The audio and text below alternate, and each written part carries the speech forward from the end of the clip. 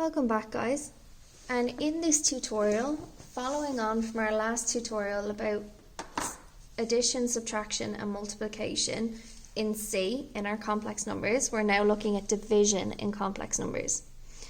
So as you can see here, it says if Z is equal to A plus BI, that means if any complex number is in this form, then its conjugate, which is like its inverse, Z with a little line on top, that's what means conjugate, Z with a little line on top, is equal to A minus BI.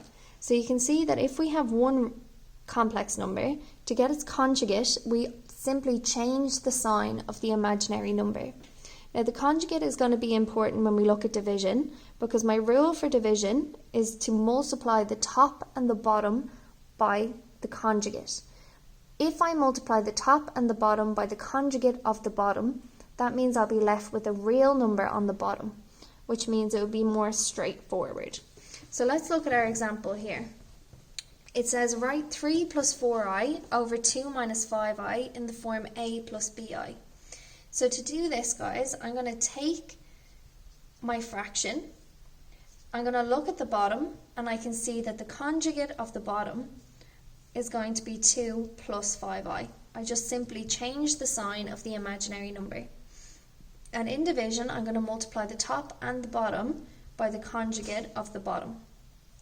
So now, that's the same as having 3 plus 4i by 2 plus 5i all over 2 minus 5i by 2 plus 5i. So now I'm going to split my brackets and multiply. Okay, so on top I'm going to have 3 by 2 plus 5i plus 4i by 2 plus 5i all over 2 by 2 plus 5i minus 5i by 2 plus 5i, which now I multiply, which equals 2 by 3 is 6, 2 by 5i is 15i, plus 4i by 2 is 8i, 4i by 5i is plus 20i squared, all over 4 plus 10i minus 10i minus 25i squared.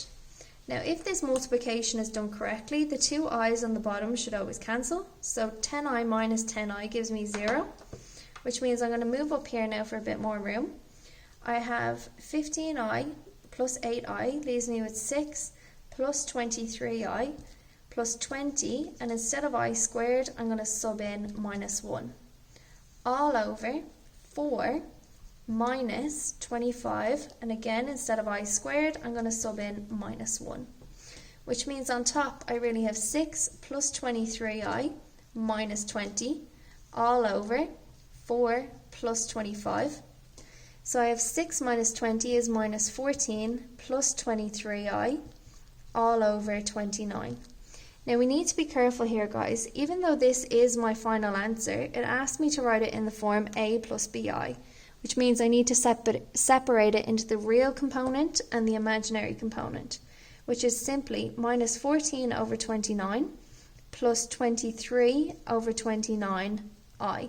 So I just put both numbers on top over 29 and put a little I after the last guy. So take a minute, go back over it, and then we're going to try a few questions. Thanks, guys.